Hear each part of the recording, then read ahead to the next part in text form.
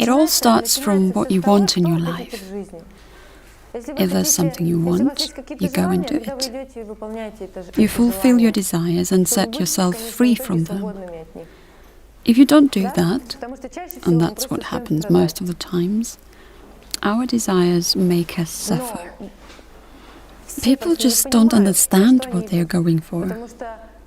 When you return home, your spiritual home, it means death, the end. What you are, essentially, is eternal death. And life is just a dream. You just keep dreaming. That's why you should decide for yourself what you want. 53 years old, I was struggling to breathe, and I was diagnosed with bronchial asthma. Life is telling you that you should have a closer look at the way you've lived so far. Life speaks to you through your body. Think globally. What do you live for? What do you want from life? What do you want to do here in this world?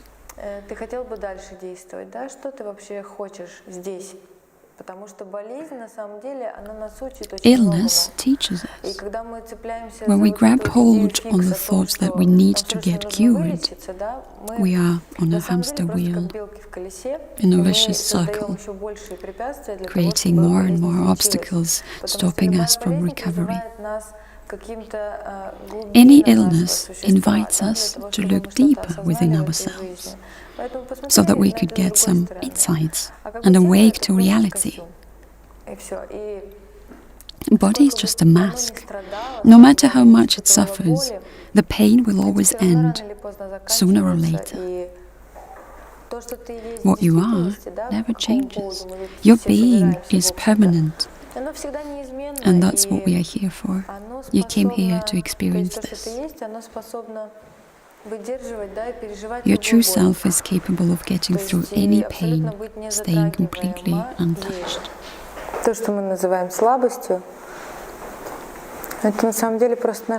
What we call weakness, in reality, is our heart.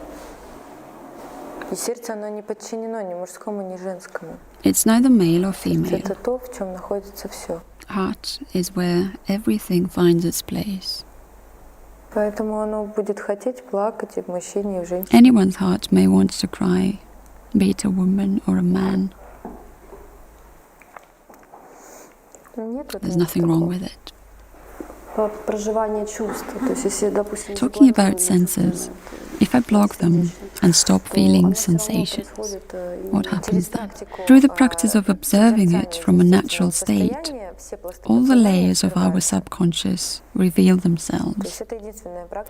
It's the only practice that brings you to the discovery of your heart and the true self. When we stay detached and just observe, all the aspects of our beings release themselves. We don't need to push. Our subconscious comes to light, layer by layer. Nature shows its real face, pure and intact. Our nature is love. We discover that everything is made of love, including us. We are love.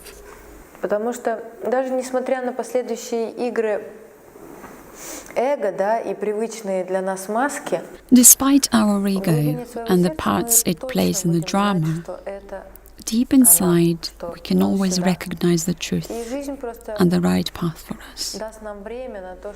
Life gives us time to transform ourselves so that we could embody all the aspects of our nature,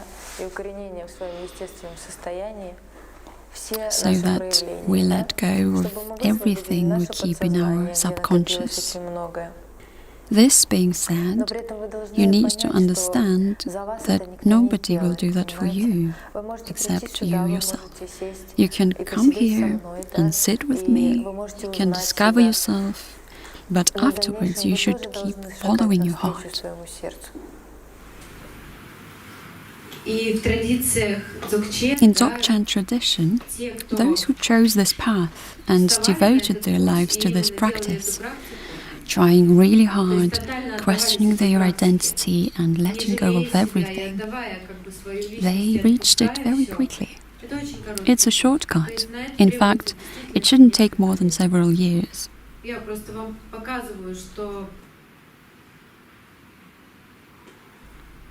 Dzogchen is like a magic carriage.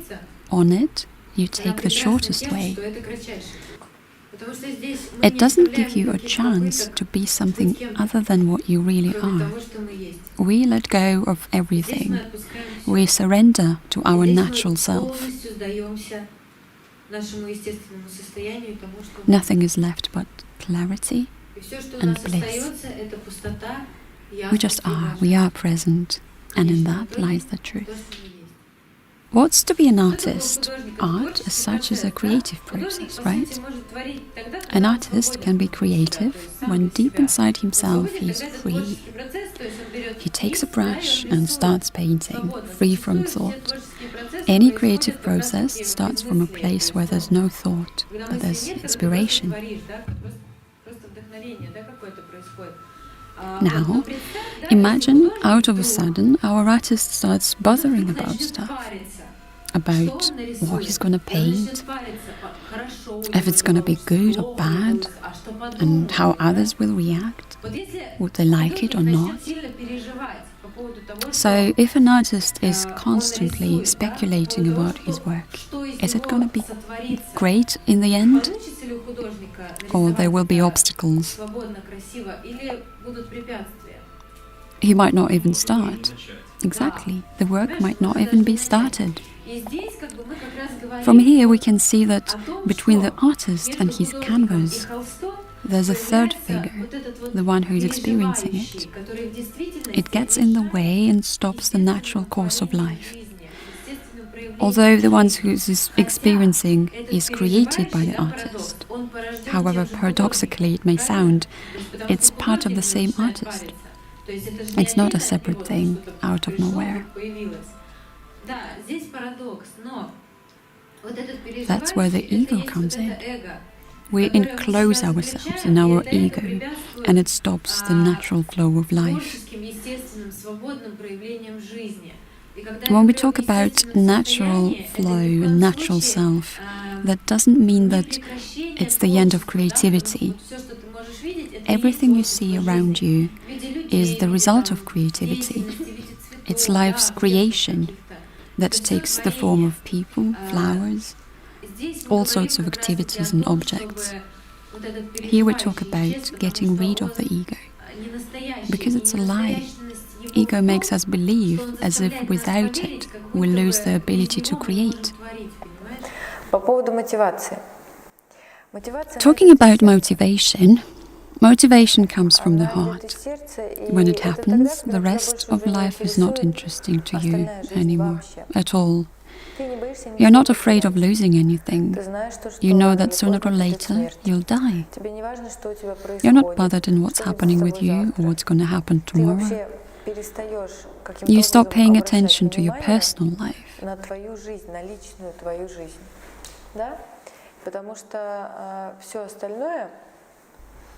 Because you dedicate your entire life and your heart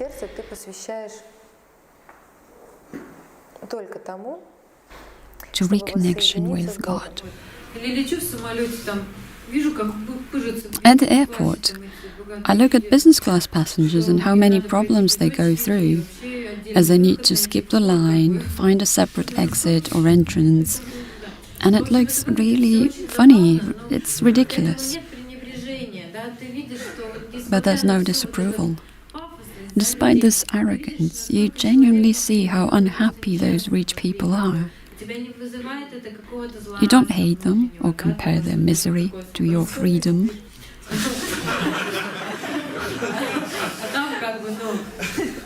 They seem to have everything, but they are missing the joy of life. You just feel compassion to everyone, no matter what. Just think about it, how our nature is rich in love, so that it accepts us in all our states and allows any behavior.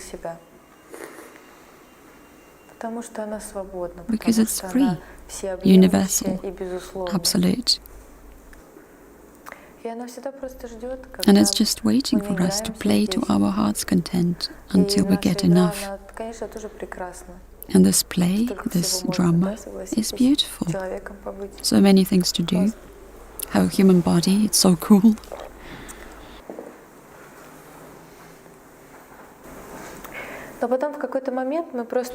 But then there comes a point when we get full, when we get ready to return home, like the parable of the lost son from the Bible. And then we choose a very narrow path, a path towards the heart.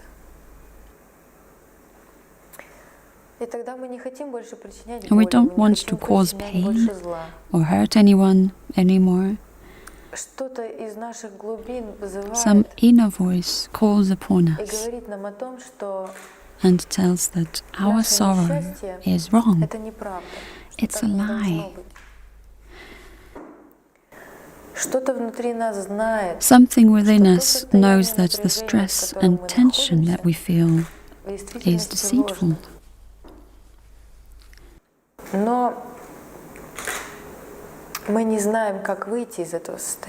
And we trust our intuition, but we can't escape, we don't know how.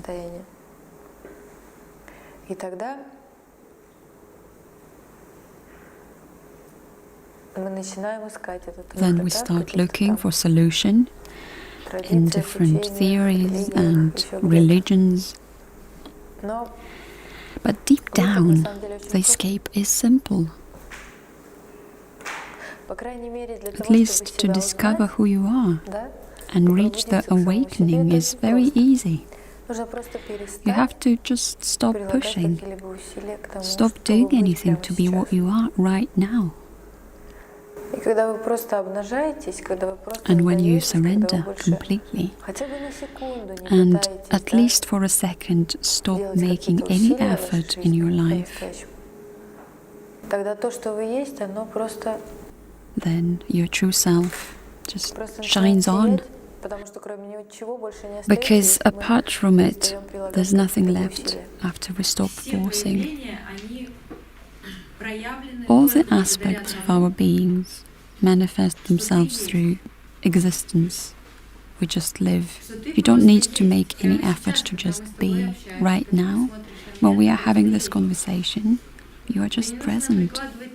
When you look at me, you just are. You don't need to force yourself to be what you are at this particular moment. We find our real home when we allow ourselves to be what we are. Just see how right now your being stays unchanged. Every second it remains the same. Every second you know yourself. But all the time you want to add something. You want to somehow dress yourself, change, hoping that you can change, and you hope that you can become better or worse, that you can gain something or lose. But the only thing that has an actual value is your sense of self, that you exist. Your natural state in which you always are, unconsciously.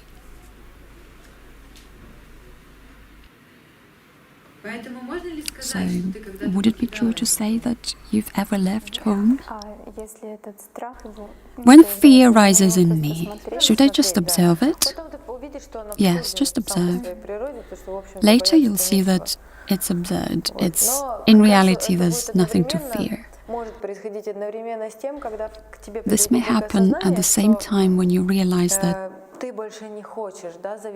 you don't want to depend on the need for love. It's also a very important moment when in your life we notice that it's kind of a drug, our dependency on this.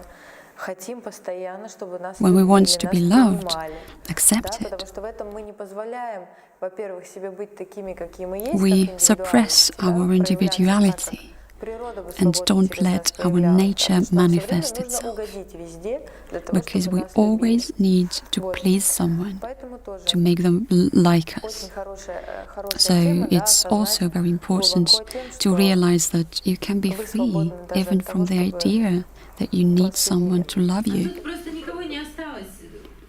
There's nobody here. You think that when we are talking now, there's me and there's you. But for me, it's completely different. You and your body are within me. And there's nothing to be afraid, because actually there's no one here except me. Your mind is going to freak out slightly, for sure, but it is what it is.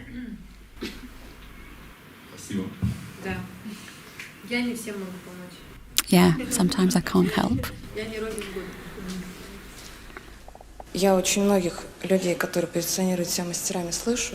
I come across a lot of people who call themselves guru, and they all talk about their, so to say, near-death experience of awakening.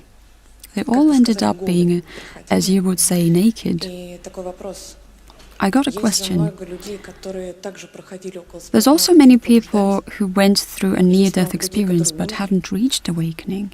Many people died, so what's the secret? What has to click? Nothing clicks. It's the genuine drive that comes from your heart.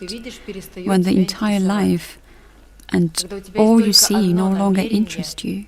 When you've got only one intention and you stop protecting yourself. You no longer pretend to be someone. You don't want to hurt anybody's feelings. When this happens, and you don't search truth in the outer world, and all your attention is on your heart, then yes. Yes, what? Life. The real one. Because you are life, which pretends to be a human being and is afraid of everything. How did you understand that life has happened to you? I didn't understand, I just am life. You see this, but I'm not this. This is not me, I'm everywhere. Same as you are everywhere. It seems to you that you are not everywhere, and you think I'm not you, but I am you. You are talking to yourself, and any person who you talk to, or demand something from them, you demand it from yourself. If you don't like someone, you don't like yourself, because there's no one else here but you. It's scary to talk to you. We don't need to talk. Oh, I've got experience in that.